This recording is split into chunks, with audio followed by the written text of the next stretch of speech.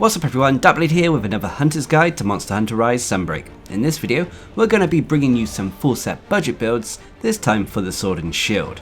Now what is a full set budget build? These are basic builds that are constructed from one single armor type, so it minimizes farming as you only really have to farm one monster type. Whilst yes, the weapons and talismans are from different sources, these full set budget builds should give you builds strong enough to get you through the story of Monster Hunter Rise Sunbreak and into endgame. Now as always, if you find these videos helpful, please consider leaving a like on the video and as well as subscribing to the channel, as I try to bring you a variety of builds for a variety of different ways to play.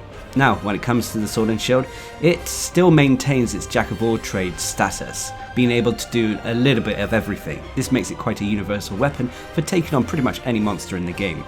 The only disadvantage of the Sword and Shield is its short range, but this is kind of countered with the new wirebug maneuvers. And as such, the budget builds that I'm going to be displaying here are mainly DPS builds coupled with quality of life skills. So the first budget build is the Capture Master build, or for a more colourful name, the Velociprey build. This is a very simple armor set to build for the Sword and Shield, but gives you a very strong budget build from almost the get-go. So for this build you'll need the entire Velociprey armor set, which includes the Velociprey helm, mail, braces, tassets and greaves.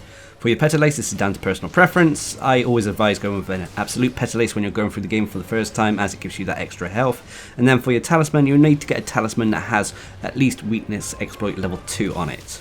This can either be via the skills actually being on the talisman itself or via decoration slots. And then for my weapon, I'm using the Royal Order's sword. This is a non-elemental sword, so we can use it against any monster we come across, and is obtained through doing the follower quests. Remember that the weapons shown in this video are the weapons at their absolute highest upgrade. Yours may be lower, but you should still have similar results even with a lower version of the weapon. As for the Rampage skill on it, go with one of the anti-species decorations, depending on what you're hunting. Now when it comes to the decorations, you have a fair few to play around with, so I've gone for Wirebug Jaws to max out Wirebug Whisperer, a Sated Jaw which is optional for a point in 3 mil. You'll then have Grinder Jaws to max out Speed Sharpening, Attack Jaws to max out Attack Boost, Critical Jaws to max out Crit Boost, Tenderizer Jaws to max out Weakness Exploit, and then finally a Brace Jaw for a point in Flinch Free. But this is an optional one. So if you've done what I've done here, you'll have a build with a raw attack of 392 with no element. You'll have a decent chunk of purple sharpness, although this could be potentially white sharpness depending on how far you've got through the game. And you'll have 10% affinity, which can be 60% when you take into account Weakness Exploit. You also have a strong defense of 701 that is strong against every element except for ice. As for the switch skills, they're down to personal preference in my opinion. So when it comes to the skills, first of all you have attack boost at level 7, increasing the raw attack of this build, and at level 4 or above, it gives us a percentage bonus to our attack as well. You also have critical boost at level 3, increasing the damage of our attacks whenever they crit a monster. However, this only applies to the raw portion of an attack, not the elemental or ailment portion, but this build is all about raw attack, so this comes in handy. You also have Weakness Exploit at level 3, our main affinity based skill, which increases our affinity whenever we're attacking monster weak points by up to 50%. You also have Windproof at level 3, which is a byproduct of the armor we're wearing, but it's a quality of life skill that negates all wind effects against our hunter. You'll then have Stun Resistance at level 3, negating all stun effects on our hunter. You also have Speed Sharpening at level 3, allowing us to quickly sharpen our weapon, regaining that purple or white sharpness. You'll then have Wirebug Whisperer at level 3, which is a useful quality of life skill, especially if the weapon you're using does have very useful and effective silk bind attacks, which is definitely the case with the Sword and Shield. Wirebug Whisperer at level 3 reduces the cooldown on our wirebugs as well as how long we can hold additional wirebugs. You'll then have Slugger at level 1, which is a byproduct of the talisman I'm using. You may not have this on your build. Slugger is a skill that increases how effectively we can knock out and KO monsters, which is definitely useful when it comes to our shield attacks on this build. You'll then have Capture Master at level 1, gives us a high chance of increased capture rewards when we actually capture a monster on a hunt. Great for when you're going through the game for the first time and you're farming materials. You'll then have Free Meal at level 1, which is a result of our optional decorations that gives us a chance at not consuming a potion or other consumable when we use them, which can help preserve supplies when we're going through the game for the first time. And then finally you'll also have Flinch Free at level 1, which again is another optional decoration skill. This prevents minor knockbacks from monsters, and especially when we're playing with fellow hunters. So there you have it. As you can see, it is quite a straightforward build in all honesty, combining DPS and quality of life skills, but It also has that added bonus of giving us extra rewards as long as we're capturing monsters, and on top of that, this build is really easy to craft. So let's move on to the pros and cons. The biggest pro for this build is probably its damage output. It has decent damage output. It could potentially be higher as we only have 60% affinity, but even with 60%, this coupled with the maxed out attack boost means that we can bring down monsters fairly quickly. On top of that, this build has quite a few quality of life skills, from Wirebug Whisperer, speed sharpening, stun resistance, windproof and more. These will all add to the quality of a hunt, making it feel maybe easier than it is. And then finally for the pros is that this build is incredibly easy to craft. The Velociprey are not hard to farm, and you can pick this build up almost as soon as you get to master rank. But of course there are cons.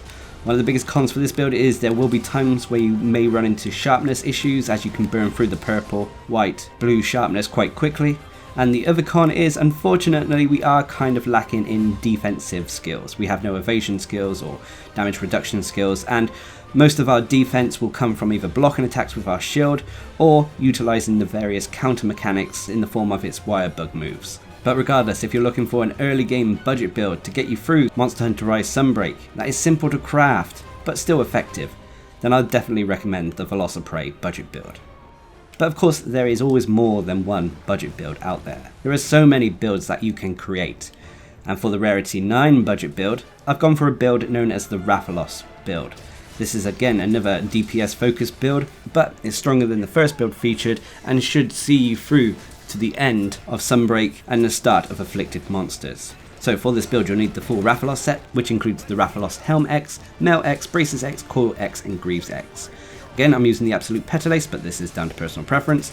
And then for your talisman, again I'm using a talisman that has Weakness Exploit level 2 on it. Again, you can obtain this either through the skills or decorations, and this talisman also has a point in Slugger, but this is more of an optional skill in all honesty. Anyway, as for the weapon, I'm using the Bloodlust Blade, which is the Malzeno Sword and Shield.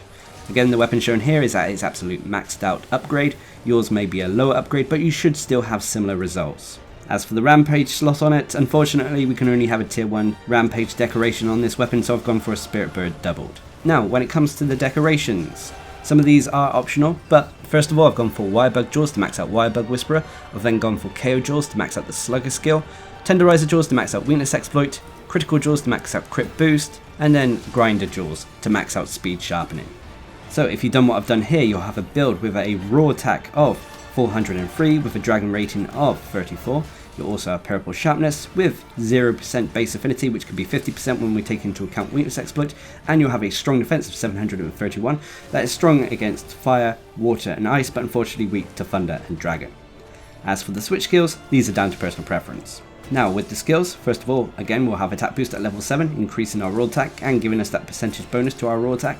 You'll then have earplugs at level 5, a byproduct of the armor we're wearing, but is still very useful when you're going through the game, as this negates all monster raw effects on our hunter, meaning that we don't lose control of our character when a monster is roaring. You'll then have critical boost at level 3, increasing our damage whenever we attack a monster and it crits, but this increase in damage only applies to the raw portion of an attack, not the dragon portion, as is the case with this build.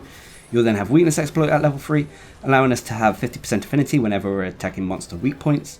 We will then have Slugger at level 3, which gives us increased knockout potential, very useful when it comes to our shield attacks. You'll then have Windproof at level 3, negating all wind effects on our hunter. You'll then have Partbreaker at level 3, which is a useful quality of life skill to be honest. It allows us to break monster body parts more easily, and breaking monster body parts means that we'll yield extra rewards for completing a hunt, allowing us to farm more monster materials.